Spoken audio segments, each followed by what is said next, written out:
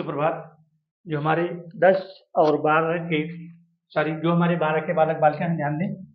आज आपके लिए है सुभाषित रत्नानी। सुभाषित रत्नानी, सुभाषित सुभाषित रत्नानी। आज इस पाठ की एक्सप्लेन करेंगे दोस्तों। बहुत ही इम्पोर्टेंट पाठ है। इसमें 15 श्लोक हैं और वह एक एक रत्न के समान है। नोट करना, इसमें के जो 15 श्लोक हैं, कोई भी परीक्षा बाकी नहीं रहती है। जो 12 के बालक बालिकाएं, ध्यान दें। निश्चित ही हर बार कोई न कोई एक श्लोक पूछा जाता है। और कितने नंबर का? 7 अंक का। नोट करना, कितने अंक का? 7 अंक का। 2 नंबर का संदर्भ, ठीक है, 2 नंबर का संदर्भ और 5 नंबर की व्याख्या। 5 नंबर की व्याख्या आपको मिलेंगे। टोटल 7 अंक और आधा भी अंक कटना नहीं है। आते हैं एक्सप्लेन पर। प्रस्तुत श्लोक हमारी पाठ्य पुस्तक या फिर प्रस्तुत पद्यांश, जो भी लिख सकते हो, या फिर प्रस्तुत श्लोक हमारी पाठ्य पुस्तक के हिंदी के सुभाषित रत्नानी नामक पाठ से अवतरित है। ठीक है। और यहाँ पर जो है इस श्लोक में जो यहाँ लेखक के द्वारा, कवि के द्वारा जो बताया गया है, इसी को आपको दर्शाना है। यहाँ पर लेखक और रचयिता का नाम नहीं लिखना है। भाषासु मुख्या मधुरा दिव्या गीर्वाण भारती। सभी भाषाओं में मुख्य। नोट करना, भाषा षष्ठी विभक्ति एक वचन, षष्ठी विभक्ति एक वचन। मुख्य मुख्य मधुरा मधुर है, सुंदर है, दिव्य है। और अपने में गीर्वाण भारती, जो हमारी देववाणी संस्कृति है। सभी भाषाओं में मुख्य, मधुर, दिव्य, जो हमारी देववाणी संस्कृति है।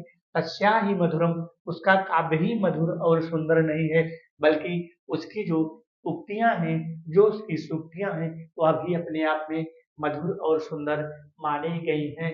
और कहना दोस्तों, प्रस्तुत श्लोक हमारी पाठ्य पुस्तक के हिंदी के सुभाषित रत्नानी नामक पाठ से अवतरित है। इस प्लेन पर सीधे आते हैं, व्याख्या पर आते हैं।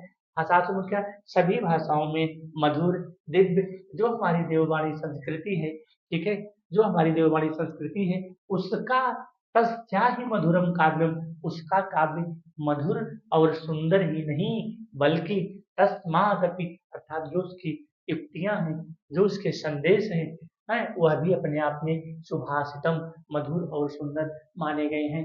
अगले श्लोक पर आते हैं। सुखार्थिना कुतो विद्या। कुतो विद्या अर्थात विद्या चाहने वाले को सुख नहीं है। नोट करना, कुतो विद्या है, कुतो विद्या सुखार्थिना अर्थात सुख को चाहने वाले को, सुख को प्राप्त करने वाले को विद्या की प्राप्ति नहीं होती है। और कुतो विद्यार्थिना सुखम, और विद्यार्थी को सुख नहीं मिलता है। ठीक है। सुखार्थी, सुखार्थी व तेज विद्या अर्थात जो जो सुख का त्याग करेगा, तेज माने त्याग, माने त्याग करना। सुखार्थी ना व तेज विद्या अर्थात जो सुख का त्याग करेगा, विद्यार्थी व तेजम सुखम अर्थात विद्यार्थी को सुख का त्याग करना चाहिए। सुखार्थी व तेज अर्थात जो सुख का त्याग करेगा, उसी को विद्या प्राप्त होगी। नोट करने के बाद रिपीट कर देते हैं। सुखार्थी ना कुतो विद्या, सुख को, सुख चाहने वाले को विद्या नहीं मिलती। कुतो विद्यार्थी सुखम, और जो विद्यार्थी है उसको सुख की प्राप्ति नहीं होती। कब तक? जब तक वह विद्यार्थी जीवन में रहता है। और सुखार्थी व तेज विद्या अर्थात सुख चाहने वाले को विद्या त्याग देनी चाहिए। सुखार्थी व तेज विद्या, सुख चाहने वाले को विद्या त्याग देनी चाहिए। और विद्यार्थी व तेज विद्या, और विद्या चाहने वाले को सुख का त्याग, सुख का परित्याग कर देना चाहिए। जल बिंदु निपातेन क्रमशः पूर्णयते घटा। जल की, इस प्रकार से जल की एक एक बिंदु से, जल की एक एक बूंद से, जल की एक एक बूंद से क्या हो जाता? पूर्णते, घड़ा भर जाता है। ठीक उसी प्रकार से सह हेतु सर्व विद्या नाम धर्मस, ठीक उसी प्रकार से सभी विद्याओं में जो धर्म है, क्या धनस, ठीक उसी प्रकार से धर्म और धन भी एक एक बूंद, एक एक बिंदु इकट्ठा किया जाता है। सह हेतु सर्व विद्या नाम अर्थात सह हेतु सर्व विद्या नाम, जो धर्म है और जो धन है, वह भी एक एक जल के बिंदु की भांति, जल के बूंद की भांति इकट्ठा किया जाता है। काव्य शास्त्र विनोदेन, काव्य शास्त्र विनोदेन कालो गच्छति धीमताम। जो काव्य शास्त्र विनोदेन, जो काव्य शास्त्र में, ठीक है, कालो गच्छति धीमताम व्यसनेन च मूर्खाणाम निद्रया कलहेन, अर्थात जो काव्य शास्त्र में विनोद प्रिय होते हैं, जो काव्य शास्त्र को जानते हैं, कालो गच्छति धीमताम, ठीक है, और वह समय और परिस्थिति को भी जानते हुए, ठीक है, व्यसलेन समूह का नाम, जो आलसी होते हैं, जो मूर्ख होते हैं, और जो लगातार निद्रा में अर्थात जो आलसी होते हैं, जो व्यसन, जो अ, आलसी होते हैं, जो व्यसन से पूर्ण होते हैं, उनका अधिक समय निद्रा और कला में बीतता है। और जो काव्य शास्त्र को जानने वाले हैं, जो काव्य शास्त्र में विद्वान होते हैं, जो काव्य शास्त्रों को जानते हैं, उनका अधिक समय क्या है, दूसरे की भलाई में, दूसरे के परोपकार में बीतता है। कहने का मतलब है कि काव्य शास्त्र विनोद है। जो काव्य शास्त्र को जानते हैं, जिनके पास ज्ञान होता है, जिनके पास बुद्धि होती है, उनका अधिक समय दूसरों की भलाई में बीतता है। और जो मूर्ख होते हैं, जो व्यसनीय होते हैं, जो व्यसनन्य होते हैं, जो मूर्ख होते हैं, जो निंदक होते हैं, उनका अधिक समय निंदा में और कला में अर्थात लड़ाई झगड़े में बीतता है। आते हैं हम अगले श्लोक पर। दोस्तों, बिल्कुल आप वीडियो को स्किप मत करिए, मैं एक एक शब्द का अर्थ आपके दिमाग में डाल दूंगा। ना तो आपको किसी पीडीएफ की जरूरत पड़ेगी, ना तो किसी गाइड की जरूरत पड़ेगी। ना चोर हारे ना राज हारे, ना तो चोर इसको चुरा सकता है, चौधार माने चोर, ना राज हार, और न राजा इसको छीन सकता है। राजहार अर्थात राजा इसको छीन नहीं सकता, किसको, विद्या को, क्योंकि विद्या धनम सर्वधन प्रधानम, विद्या सभी धनों में प्रधान मानी गई है। तो दोस्त, मेरे भाई बहनों, जो भी आप देख रहे हो, चैनल को, हमारी इस वीडियो को पूरा देखो। एक एक शब्द में आपके दिमाग में डाल दूंगा। किसी भी पीडीएफ की, किसी भी गाइड की आपको जरूरत नहीं पड़ेगी। ना चोर हारे, ना तो राजा इसको चुरा सकता है, ना च राज हारे, और न राजा इसको छीन सकता है, ना भात्र भाज्य, ना च भार्यकारी, और भाई इसको बांट भी नहीं सकता। भात्र भाज्य, जो भाई होता है, जो सगा भाई होता है, इसको बांट भी नहीं सकता। न च भारकारी, भारकार माने वजन, ठीक है, और इसमें कोई वजन भी नहीं होता कि विद्या हम इतनी पढ़ लिए हैं, आज स्कूल गए थे, आज हम 6 पीरियड पढ़े, इतना वजन है, इसमें वजन भी नहीं होता है। दोस्तों, ना चौर हारे, ना तो चोर इसको चुरा सकता है, ना चा राज हारे, ना राजा इसको छीन सकता है, ना तो भात्र भाज्यम, ना तो भाई इसको बांट सकता है, ना च भारकारी, और इसमें कोई वजन भी नहीं होता, अर्थात इसमें कोई गुरुता या वजनपन भी नहीं होता। वे कृते वर्धते, जितना व्यय करेंगे, जितना व्यय करेंगे, जितनी बार आपको पढ़ाएंगे हम, उतनी बार हमारा रिपीट होगा, उतनी बार हमको कंठस्थ होगा, उतनी बार हमको याद होगा। यानी मैं तो सोचता हूँ कि पूरे परीक्षा खाली मैं इसको 8 बार पढ़ा दूं, 10 बार पढ़ा दूं, ना व्यय कृते वर्धते, जितना मैं व्यय करूंगा, जितनी बार मैं बोलूंगा, जितना मैं खर्च करूंगा, उतना ही यह नित्य रोज रोज बढ़ता चला जाता है। विद्या धनम सर्वधनम प्रधान, विद्या सभी धनों में सर्वप्रधान माना गया है।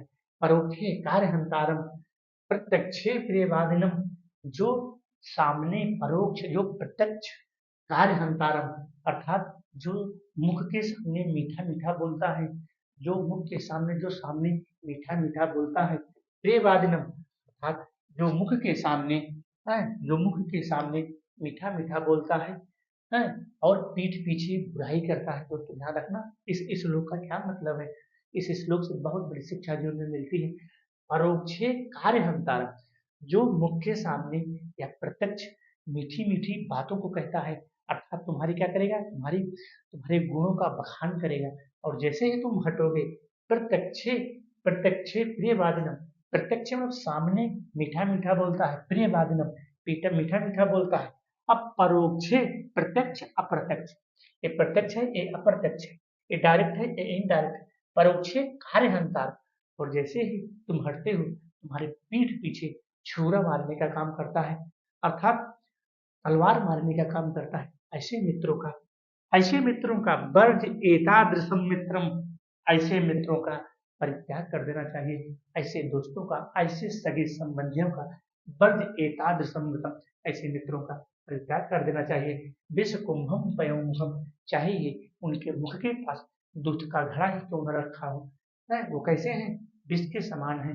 चाहे पयोमुखम, चाहे उनके मुख के पास दूध का घड़ा ही क्यों न हो, लेकिन वो कैसे हैं, विष कुंभम, विष के समान है, जहरीले विष के समान है।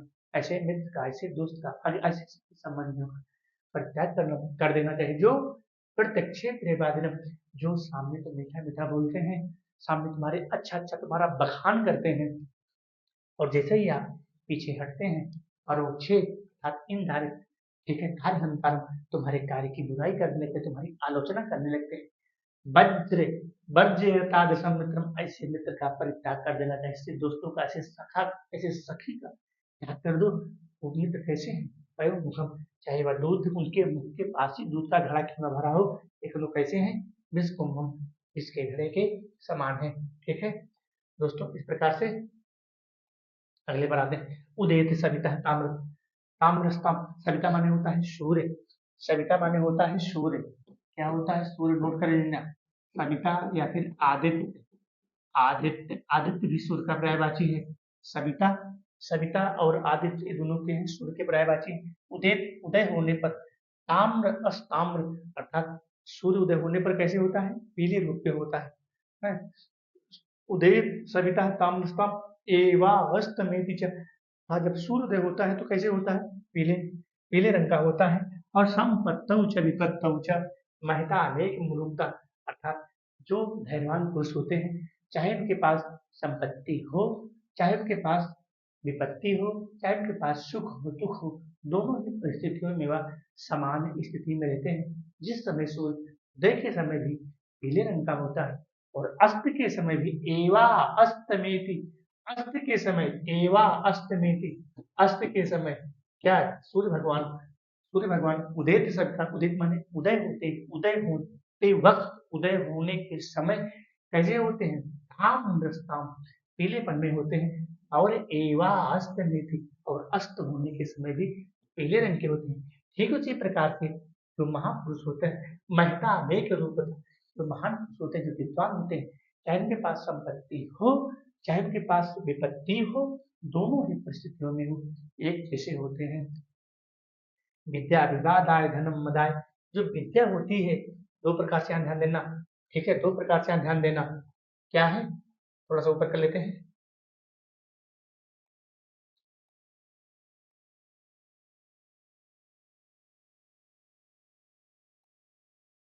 विद्या विवादाय, यहाँ पर खलस्य माने होता है, खलस्य माने होता है मूर्ख।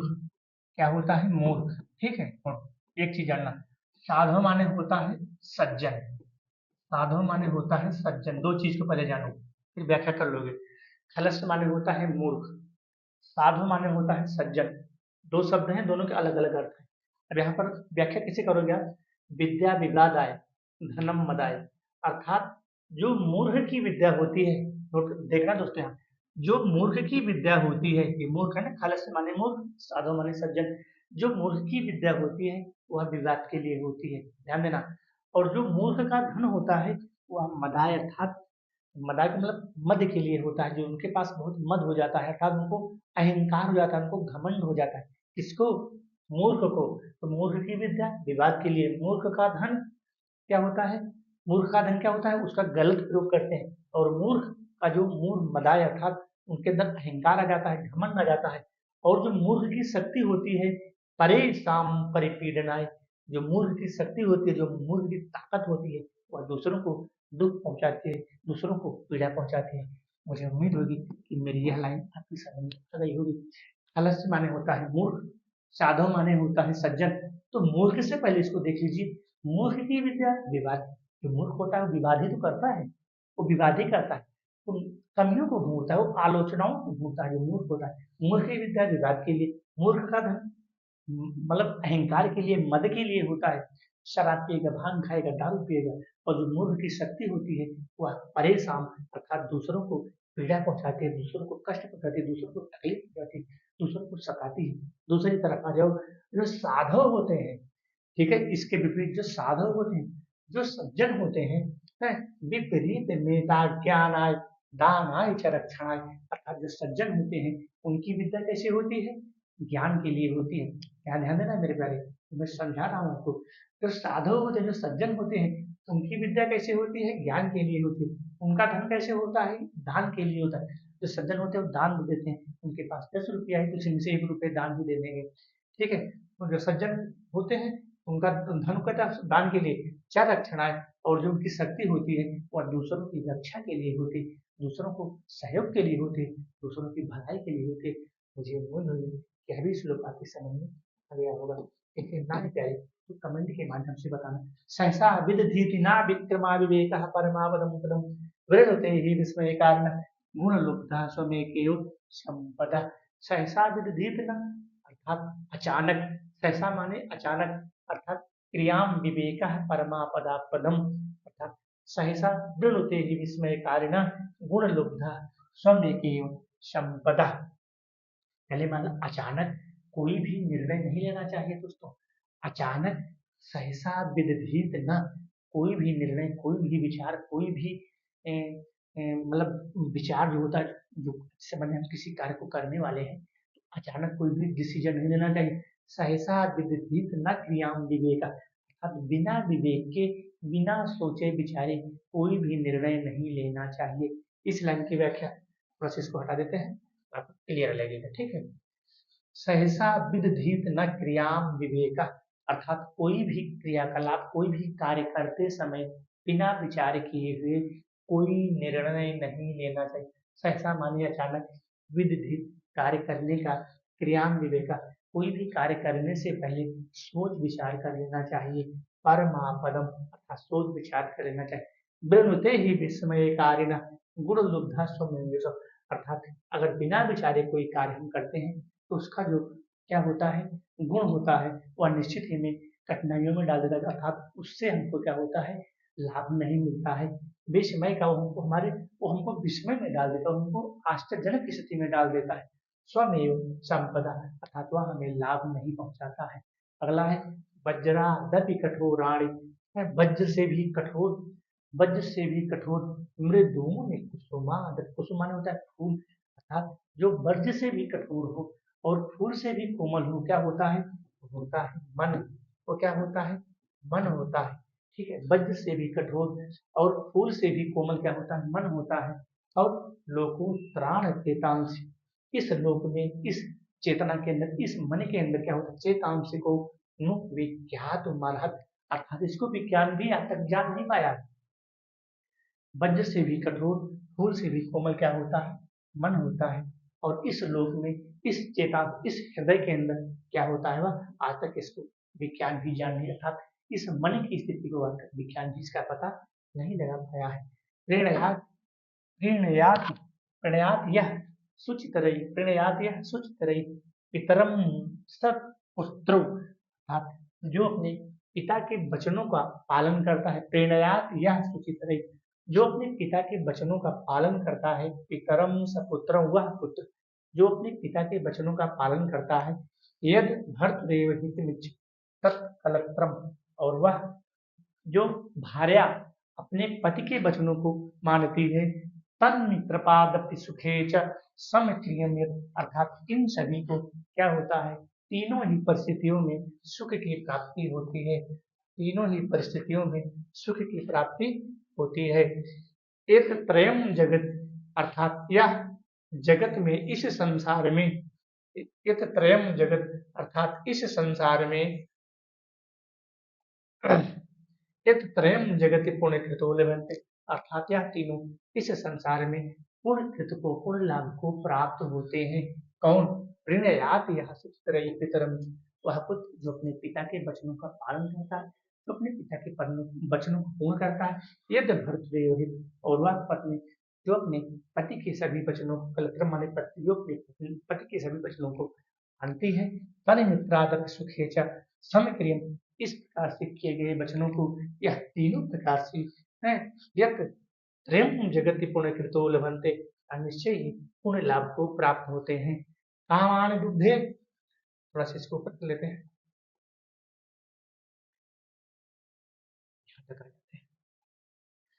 कामान दुग्धे विप्रकर्षितम लक्ष्य कीर्तिसूते दुष्टकृतम या हिनस्ति शुद्धा शांतरम मातारम मंगलानाम धेनु धीरः सुनृतः वाचमा। कामान दुग्धे, कामान मन होता है इच्छा है, इच्छा, इच्छा की पूर्ति करने वाले विप्रकर्षत, विप्रकर्षितम, इसका मतलब होता है अलक्ष्मी, अलक्ष्मी, ठीक है। इसका मतलब होता है अलक्ष्मी, अलक्ष्मी का मतलब होता है, अलक्ष्मी का मतलब होता है अलक्ष्मी। विप्रकर्षितम लक्ष्मी, अलक्ष्मी का मतलब होता है जो हमारी बुराइयों को, जो हमारी आलोचनाओं को, जो हमारी कमियों को दूर करती हैं। कीर्ति सूते दुष्ट कृतम हीनस्ति शुद्धा शांता माता मंगला, अर्थात वह जो शुद्ध हो, शांत हो, माता के समान कल्याणकारी हो। यहाँ से शुरू करते हैं व्याख्या। जो शुद्ध हो, शांत हो, माता के समान मंगला नाम कल्याणकारी हो, धेनु धीरा, उस गाय के समान, सुंदरता वाचमा, अर्थात वह उसकी वाणी है सुंदर होती है, उसे कीर्ति कीर्ति सूते अर्थात दुष्ट, वह जो कमियों को, आलोचनाओं को अपने मन में उसको नष्ट करती है। कीर्ति अर्थात उसको सूते माने जन्म लेना, उस हिनस्ती माने जो दुष्टता को नष्ट करती है, जो कमियों को, आलोचनाओं को दूर करती है। ऐसी शुद्ध शांत और माँ क्या है, वह कामान निश्चित ही, वह दुख सबकी कामना को पूर्णता, सबकी कामना को करने वाला होता है, सबकी कामना को पूर्ण करने वाला होता है। यहाँ पर व्यक्ति सृजति पदार्थानांतरम कोपि हेतु, कोई भी पदार्थ पदार्थानांतरम अगर कारण होता है, हेतु माने होता है कारण, अर्थात कहने का मतलब है व्यक्ति सृजति पदार्थानांतरम को कुछ न कुछ कारण होता है। क्या? जो जिसे एक प्रकार से न खलु वही रूपाम रीतया, जिस प्रकार से जो खल होते हैं, जो दुष्ट होते हैं, उनकी प्रीति क्या होती है, बाहरी रूप से होती है। जो खल होते हैं, जो दुष्ट होते हैं, उनकी प्रीति कैसी होती है, बाहरी रूप से होती है? और तो कहने का मतलब है जो पदार्थों को मिलाता है, व्यक्ति सृजति पदार्थानांतर, कुछ न कुछ, जैसे हम केमिस्ट्री का रिएक्शन करते हैं, जो एक पदार्थ को दूसरे में मिलाते हैं तो कुछ रीजन होता है, वैसे ही कुछ न कुछ कारण होता है जो पदार्थों को आपस में मिलाते हैं। न खलु वही रूप, जो खल होते हैं, जो दुष्ट होते हैं, वह प्रीत्या से, अर्थात वह बाहरी रूप से तो देखने में अच्छे होते हैं, लेकिन विकसित ही पतंग पुंडरीकम, पुंडरीक माने होता है कमल, अर्थात जो कमल का जन्म होता है, और उसी प्रकार से जैसे कीट पतंगा होता है ना, पतंग से अर्थात द्रवतिचा हिम, ठीक है, जिस प्रकार से एक पतंग उस अपने दीपक के समक्ष जल करके अपने प्राणों की आहुति कर देता है, पतंग स्योदय, वह पतंगा, वह कीड़ा, उसको दीपक से इतना प्रेम होता है तो वह उस दीपक के चारों जल करके अपने प्राणों की आहुति कर देता है। ठीक उसी प्रकार से विकसित ही पतंग, अर्थात जिस प्रकार से पुंडरीक अर्थात कमल का, जो कमल का जन्म होता है वो जल में होता है। द्रवतिचा हिम, हिम अस्मा गति चंद्रकांता, और जब जो चंद्रकांता होता है वो रात्रि के समय द्रवित होता है, अर्थात रात्रि के समय पिघलता है। द्रवतिचा हिम रस महागति चंद्रकांता, जो चंद्रकांता मणि है, क्या है, या चंद्रकांता मणि है, चंद्रकांता मणि जब रात्रि के समय चंद्रमा का जब दिखाई पड़ता है तभी यह पिघलता है। ठीक है, निदंत नीति निपुणा यदि वास्तंत्र, अर्थात जो नीतियों से, ठीक है, जो निदंत अर्थात जो निदंत नीति निपुणा, चाहे वह निंदा भी की जाए, निदंत चाहे उनकी निंदा की जाए, अर्थात जो नीति में निपुण होते हैं, जो विद्वान होते हैं, जो विद्वान होते हैं, जो ज्ञानी होते हैं, जो नीतियों में निपुण होते हैं, जो नीतियों में निपुण होते हैं, जो विद्वान होते हैं, जो ज्ञानी होते हैं, चाहे उनकी निंदा करो और चाहे उनकी पूजा करो। ठीक है, कभी क्या कहने का मतलब है कि जो नीतियों में निपुण होते हैं, जो विद्वान होते हैं, जो ज्ञानी होते हैं, चाहे उनकी निंदा करो, चाहे उनकी पूजा करो, चाहे उनकी स्तुति करो। लक्ष्मी समाविशत, लक्ष्मी आए और चाहे जाए, गच्छत व यथेष्टम, दोनों स्थितियों में वो एक जैसे होते हैं। अद्यव व मरणमस्तु, अद्यव माने आज, चाहे उनकी मृत्यु आज ही हो जाए, मरणमस्तु मतलब मृत्यु को प्राप्त करना, चाहे उनकी मृत्यु आज ही हो जाए, युगांतरेवा, चाहे युगों के बाद हो। न्यायात पथ प्रविचलंति, अर्थात वो अपने न्याय के पथ से प्रविचलंति, विचलित नहीं होते हैं। पदम धीरा, अर्थात वो अपने धैर्य को छोड़ते नहीं है। एक बार देख लेते हैं, निदंत नीति निपुणा, जो नीति निपुणा माने जो ज्ञानी होते हैं, जो बुद्धिमान होते हैं, ठीक है, जिनके पास ज्ञान होता है, जो विवेक होता है, चाहे उनकी निंदा करो, चाहे उनकी स्तुति करो, चाहे उनकी पूजा करो। लक्ष्मी आए चाहे जाए, समादिशत, आए चाहे जाए, रक्षत हुआ श्रेष्ठम, और चाहे लक्ष्मी आए और चाहे लक्ष्मी जाए, रक्षित माने रक्षत हुआ यथेष्टम, चाहे जाए, अद्यव व मरणमस्त, और चाहे उनकी आज ही मृत्यु हो जाए, चाहे युगों के बाद हो। न्यायात प्रथम प्रविचल, अर्थात अपने न्याय के पथ से विचलित नहीं होते। पदम न धीरा, अपने पद को उस न्याय के पथ से हटाते नहीं हैं। जय ऋषयो राक्षसी माँ, ऋषियों की वाणी जो है कैसी है, वाचमन, जो ऋषियों की वाणी है, जो राक्षसी ने कहा है, जो राक्षसी वाणी होती है वह कैसी वाणी होती है, बहुत दुष्कृत वाणी होती है, निकृष्ट वाणी होती है। ऋषियों ने ऐसा कहा है। साहयोनि अर्थात सर्व वैराण्य लोकस्य निसन, अर्थात कहने का मतलब है कि इसको सभी, जो सभी की वाणी होती है वह लोक के हित के लिए है। कहने का मतलब है कि ऋषियों ने ऐसा कहा है कि जो राक्षसों की वाणी होती है वह बिल्कुल मतलब दुख से, कष्ट से, पीड़ा से भरी होती है। इसीलिए इन सभी योनियों में बार बार जन्म लेना क्या है, लोक कल्याणकारी नहीं माना गया है। दोस्तों इस प्रकार से हमारा यह जो श्लोक है वह समाप्त होता है। अगर मेरे प्यारे, मेरा यह आपको पढ़ाना आपको अच्छा लगा हो, थोड़ा सा सुखकारी लगा हो, तो निश्चित ही मेरे इस सुभाषित रत्नानी को, इस सुभाषित रत्नानी को आप निश्चित ही इसको पढ़ना, समझना और इसको शेयर करना, दोस्तों दोस्तों तक शेयर करना, और इस सुभाषित रत्नानी को चैनल को सब्सक्राइब कर लीजिए। आपको निश्चित ही इसका लाभ हम देते रहेंगे हमेशा। धन्यवाद।